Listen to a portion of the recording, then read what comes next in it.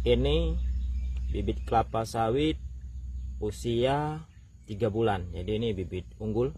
Ini varietasnya Sriwijaya Semiklon 5. Ini yang tumbuh normal ketika usia 3 bulan.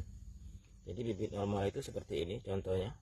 Dia terlihat normal, daunnya, keadaannya ini normal.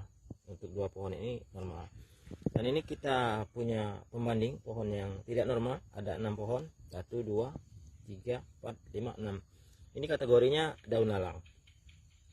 Jadi apkir kategori daun lalang. Kenapa bibit unggul ini ada yang apkir ya? Namanya juga buatan manusia ya, pasti ada apkirnya. Seperti itu.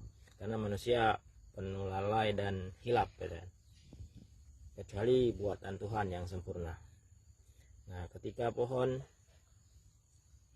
normal ini mampu berbuah 250 kilo per pohon per tahun di atas usia 6 tahun, maka bibit yang apkir ini tidak akan memenuhi standar tersebut. Makanya bibit yang apkir ini tidak layak untuk ditanam di kebun. Kalau satu pohon saja tertanam apkir, nah ruginya 250 kilo dikalikan 20 tahun lah, 25 tahun, coba bayangkan berapa kerugiannya. Nah, ini ada 6 pohon. Kalau misalnya tertanam 6 pohon yang apkir ini, berarti 250 kilo dikali 6 selama 25 tahun. Karena kan kita anggap saja dia berpotensi maksimal di usia 6 tahun. Jadi kalau dia produksinya 30 tahun, berarti kita kerugiannya 25 tahun. Makanya bibit-bibit apkir itu tidak layak ditanam. Pentingnya seleksi apkir genetik di fase pembibitan baik di PN maupun NN untuk menghindari tertanamnya bibit kategori apkir ini tadi.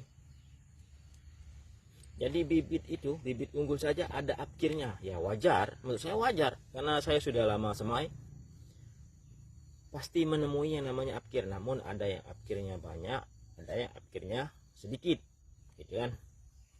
Kalau bibitnya saya temui itu rata-rata di 10, 15, 20, tidak sampai di 30 atau 40% itu belum pernah menemui.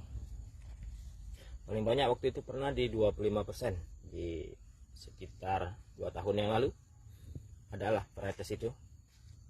Nah, kalau ini Sriwijaya Semiklon 5 ini di usia 3 bulan, saya hitung-hitung baru sekitar di angka 12% yang apkir ya. Setelah diseleksi ya, setelah pindah baru ada 12%. Nanti total suruhannya akan saya update.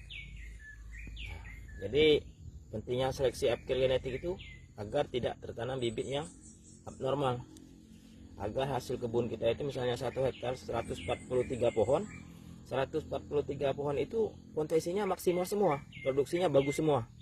Jadi kalau 250 kilo kali 143 itu potensinya di atas 30 ton.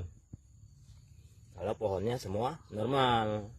Makanya kita tanam yang normal-normal saja. Jangan sayang-sayang bibit abnormal ini, apkir ini tidak layak untuk ditanam.